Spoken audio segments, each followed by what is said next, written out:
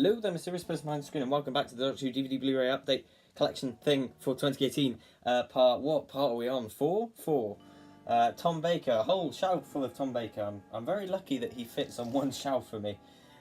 So, you know, this is probably going to be a long video, so let's start quickly. I'll start at season 12, which is his first season. So I have, of course, got Doctor Who, the collection, season 12, the Blu-ray box set that came out a few months ago. I've done a full review for this. It is absolutely gorgeous, a thing of beauty, one of the best items in my entire collection. And yes, I have finally got my replacement discs. I've got like 3 copies of the Sontaran Experiment now, just because they needed to fix disc 5. But yeah, lovely set. One of my favourite items I own, and I can't wait for season 19 and all the other classic releases they are inevitably going to do, because this thing is just gorgeous. Amazing release. So, yep, start with the individual DVDs now. Robot. I love Robot. It's a fun story. It sort of feels like a holdover from the Pertwee years, but that's not a bad thing because it eases us into the new era. Well, Baker's great from the get-go. Good story. Ark in Space. A little overrated. This is the special edition. Lovely cover.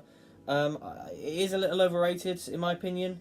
People, you know, go on about this as if it's like one of the best. And yeah, it's a very interesting story with a lot of cool sci-fi ideas, but it's not one of my personal favourites. However, it is very good. Of course, a lot of these are, you know, very familiar in my mind because when the season 12 set came out, I binge watched all of season 12 and I rewatched all the stories. So these are very fresh in my mind. The Sontaran Experiment, really good. It doesn't hold up as well on repeat viewings, but it's a fun story. Nice little 2-parter with a good appearance from the Sontarans, actually. Very good.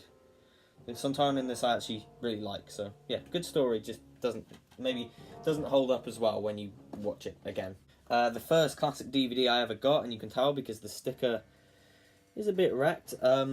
Genesis of the Daleks. Yeah, you don't really need me to tell you how good it is, but it is amazing. It's a masterpiece. It's full of wonderful dark sci-fi ideas, but it's still a load of fun. Episodes 4, I think, it's probably 4 is the one that drags for me, plus not very many Daleks in it, but that's not the story they're telling the story of Davros, so yeah, a few little nitpicks, but nothing can beat that amazing scene. Do I have the right? It's still one of the best Doctor Who scenes ever, and I don't blame them for returning to it in the Series 9 2-parter.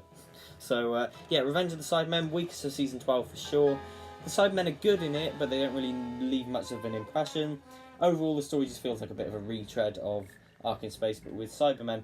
But overall, it's a good story, it's fine. I don't return to it often. However, I have watched this DVD a lot for the special feature, which is Checks, Lies and Videotape. Got ported over to the Blu-ray, and of course I watched it again.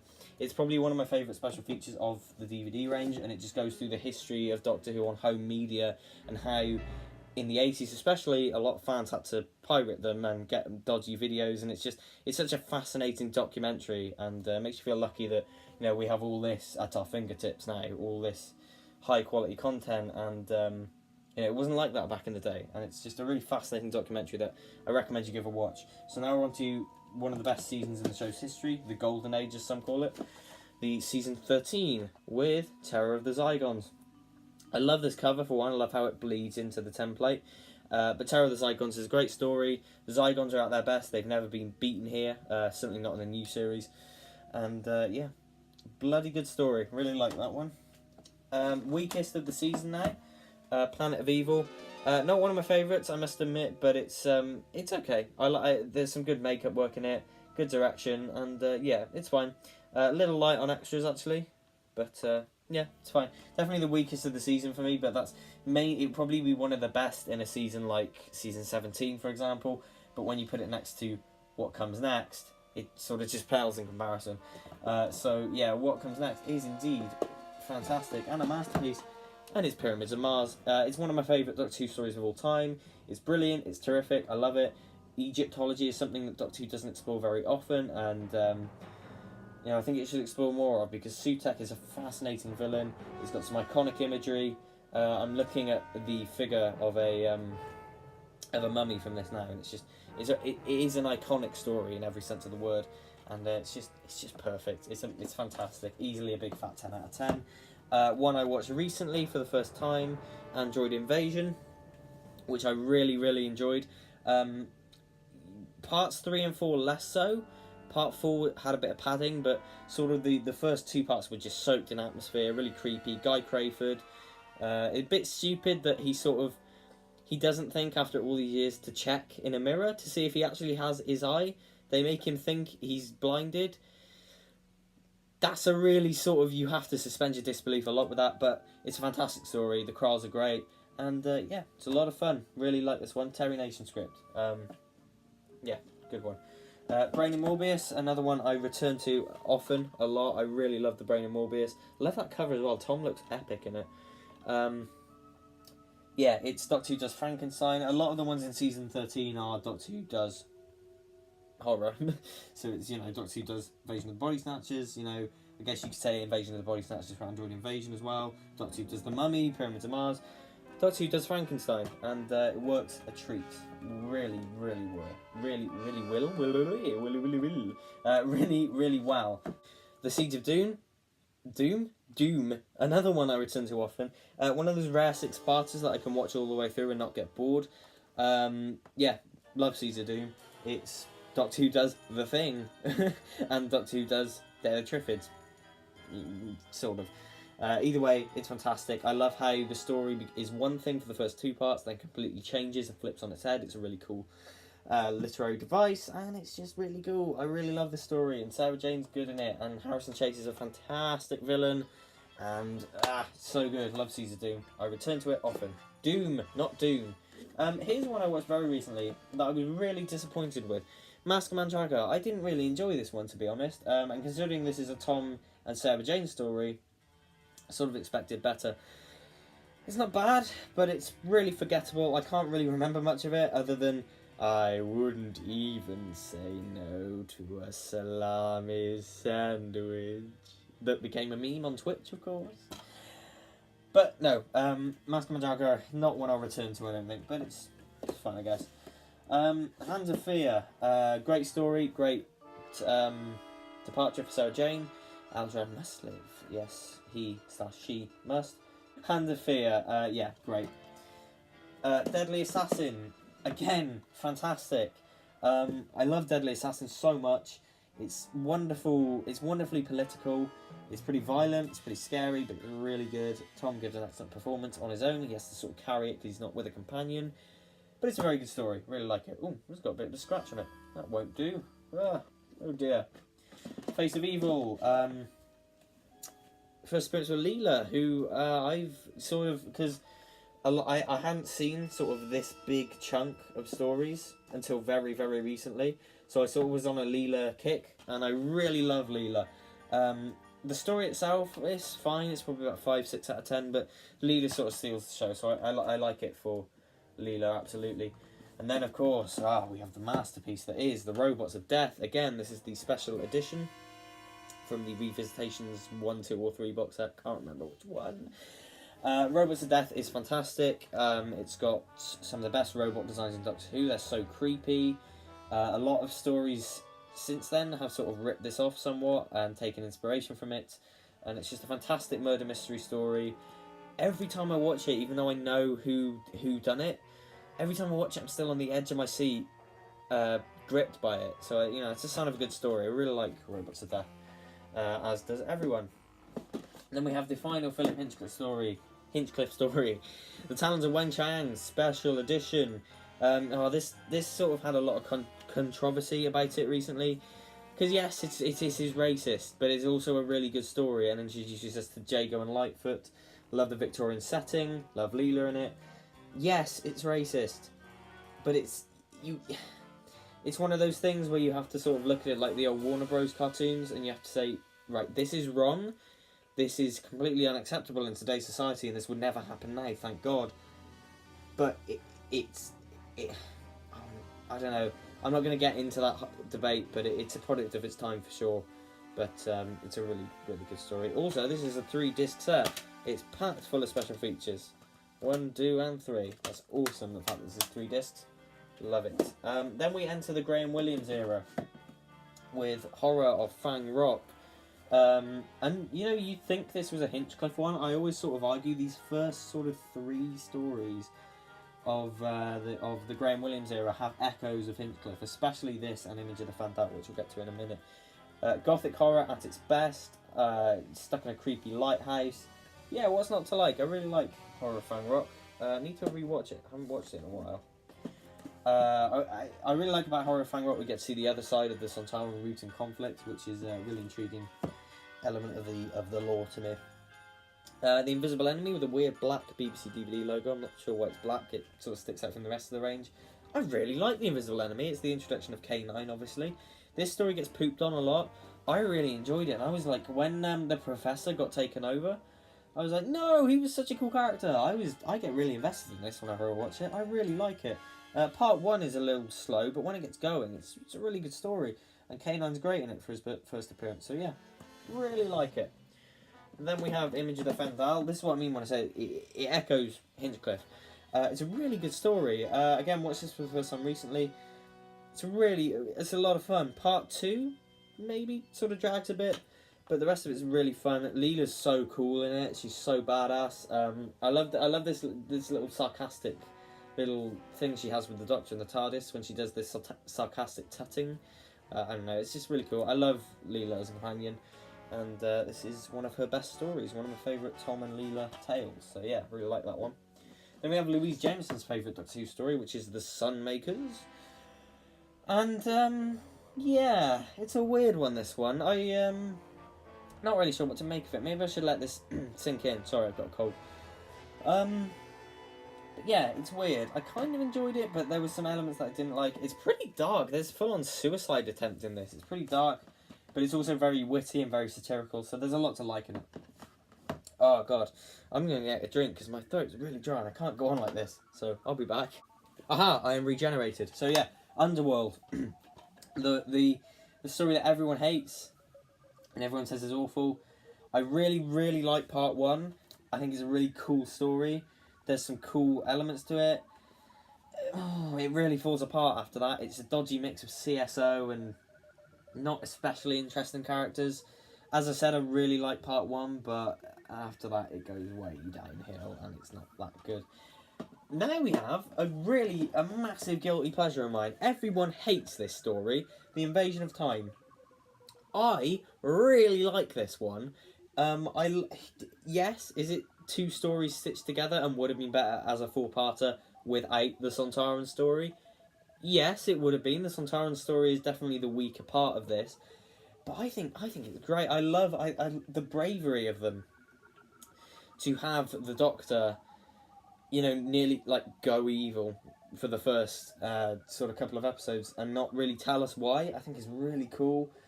It's cool to see Tom acting out of character. There's some really cool set design in it, apart from the disused warehouse for the TARDIS. That's bullshit. But the Sontarans are shit in it. They look really weird, but they're alright. I really, really was invested in this, and I put it on with the intention of like, I'll watch 1 part tonight. And then an hour and whatever it was later, I was at the end of part 3, and I was just like, what? Where did the time go? I really like this one. I really like Leela's so cool again. She's so good in it. I love Leela.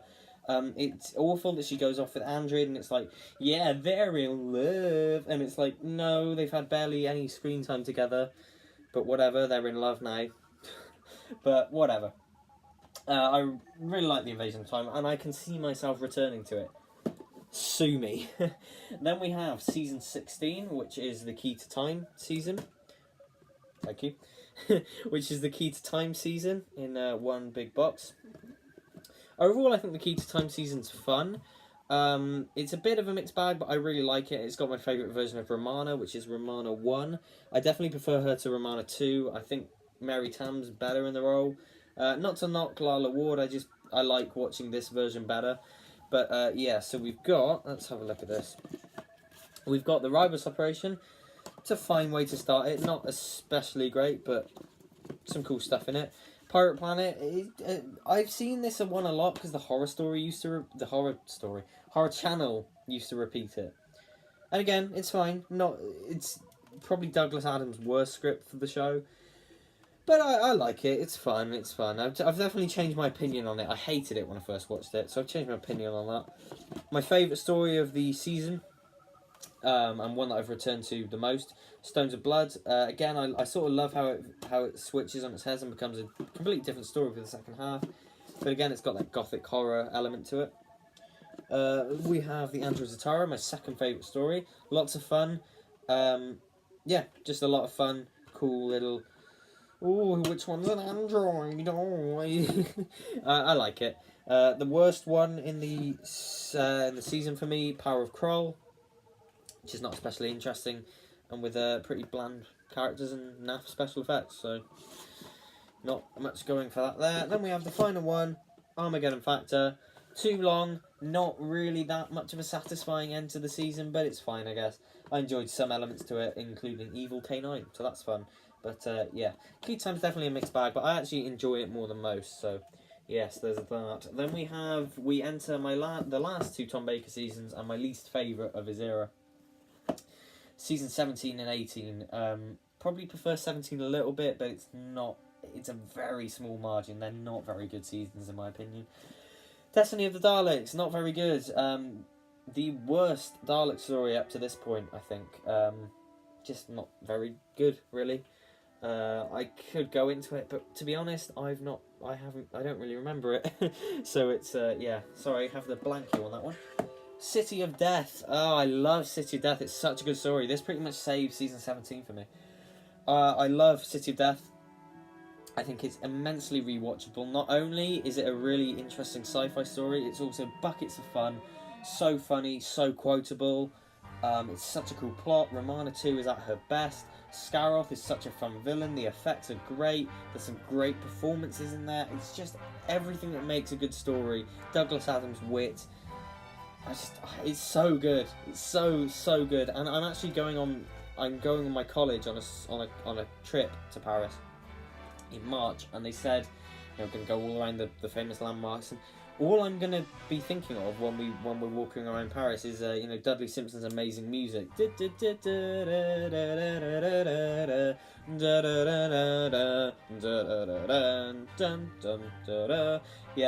that's all I'm going to be thinking of when I'm walking around Paris in a few months' time. But I adore City of Death. I've watched it so many times.